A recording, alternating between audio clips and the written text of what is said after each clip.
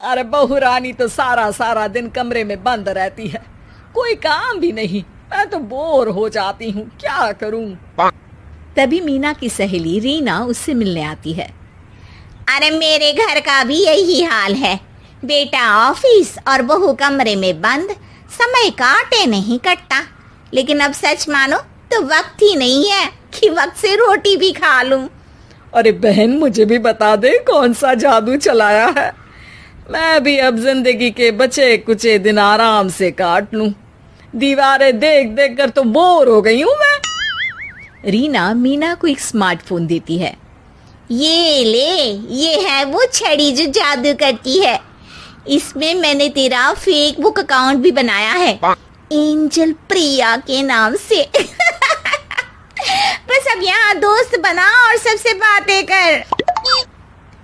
सास को पहले तो उतना समझ नहीं आता है, लेकिन धीरे धीरे वो उसकी आदत डाल लेती है। माँ जी जल्दी से खाना खा लीजिए, मुझे थोड़ा काम है। अरे तू जा, मैं खा लूंगी, अभी वक्त नहीं है।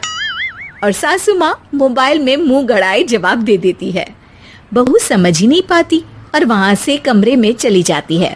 अचानक सास को किसी प्यारी पिंकी की फ्रेंड रिक्वेस्ट आती है। अरे वाह, ये तो कोई प्यारी सी लड़की लगती है, बात करती हूँ। सास फ्रेंड रिक्वेस्ट अपनाकर बात करने लगती है। अब क्या था, सास सारा दिन उस सहेली से बात करती, अपनी कहती उसकी सुनती। एक दिन सास फोन पर ही सर गड़ाए। अरे बहू, जरा मंदिर के लिए थाली सजा दे, आज कीर्तन है। बहू फोन पर किसी को मैसेज टाइप करते कहती है। माँ जी क्या है, अब मुझे क्या पता कि आपको कौन कौन से भगवान की पूजा करनी होती है। तभी सास के पास कोई मैसेज आता है। अच्छा अच्छा ठीक है, रहने दे, मैं ही कर लूंगी। अब मैंने मना थोड़ी ना किया है, कर देती हूँ मैं। अब मैंने भी बोला ना कि थोड़ी देर में बात करती हूँ, तो मैं ही कर लेती हूँ, तू जा अपने कमरे में। बहू वहां से चली जाती है। सास मंदिर पहुंचती है और मंदिर की सीढ़ियों पर बैठकर सास फोन पर लिखती है। अरे मेरी बहू सारा दिन अपने कमरे में बैठी रहती है। वहां से रिप्लाई आता है। मैं आपकी बहू को तो जानती नहीं हूँ, लेकिन हाँ एक बात है, हो सकता है आपने उसे ताने दिए होंगे या फिर उसका दिल दुखाया होगा। ऐसा करने पर बहुओं का मन ससुराल से हट जाता है। याद रखिए, बहू और बेटी में फर्क होता है। सास घर जाती है और बहू से बड़े ही प्यार से बात करती है, उसके लिए खाना बनाती है, उसे गिफ्ट में साड़ी भी देती है। जिसके बाद अगले दिन, माँ जी चलिए, आज मैं भी आपके साथ मंदिर चलती हूँ। आते वक्त भोले भैया के गोलगप्पे खाकर आएंगे। अरे हाँ बहू, ये तो अच्छा है, चलो। सास मन में सोचती है कि उसकी फेक बुक वाली दोस्त कितनी अच्छी है। उसके समझाने से उसे उसकी बहू वापस मिल गई। वो बहू को अपनी दोस्त के बारे में बताने का सोचती है, लेकिन फिर चुप हो जाती है। बहू फोन पर टाइप करती है। मेरी सास मुझे नौकरानी समझती है, एक गिलास पानी तक खुद नहीं लेती। मन तो करता है कि बोल दूं, मैं बहू हूँ, कोई नौकरानी नहीं। वहां से रिप्लाई आता है। देखो, तुम्हारी सास को तो मैं भी नहीं जानती, लेकिन वो बुजुर्ग होंगी। पूरा जीवन उन्होंने घर गृहस्थी चूल्हा चौका में निकाल दिया। और फिर तुम ये भी मत भूलो कि जिस पति पर तुमको इतना गर्व है, उसे भी शिक्षा उन्होंने ही दी है। तो जिसने तुम्हें इतना दिया, क्या तुम उनकी थोड़ी सी सेवा नहीं कर सकती? बहू भी अगले दिन से सास का सारा काम करती, उनके पैर दबाती, उनका ख्याल रखती, उनके साथ घूमने जाती।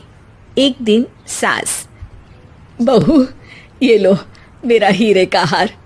पहले तो सोचा था कि अपनी बेटी को दूंगी, लेकिन आज जब मेरे हाथ पैर में दर्द था तो तुम मेरा साथ दे रही थी। समय पर खाना पानी देकर तुमने ही मेरा बुढ़ापे में साथ दिया। उसके हिस्से का बहुत कुछ मैं उसे दे चुकी हूँ, लेकिन ये अब तेरा। बहू तो ये देखकर खुशी से उछली जाती है। वो सास को गले लगाकर कहती है। माँ जी आज सच में बहुत अच्छी है। भला हो उस एंजल प्रिया का जिसने मुझे आपसे वापस मिलवा दिया, वरना मैं तो हमेशा आपको गलत ही समझती। मैं तो सोचती थी काश वो एंजल प्रिया मेरी सास होती। क्या नाम लिया बहू? एंजल प्रिया तेरी फेक बुक फ्रेंड है? हाँ माँ जी, वो बहुत अच्छी है। उन्होंने ही मुझे बताया कि सास की कीमत क्या होती है। अरे बहू, कहीं तू प्यारी पिंकी तो नहीं?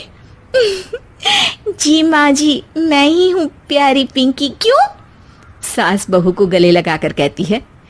मैं भी यही सोचती थी कि काश प्यारी पिंकी मेरी बहू होती।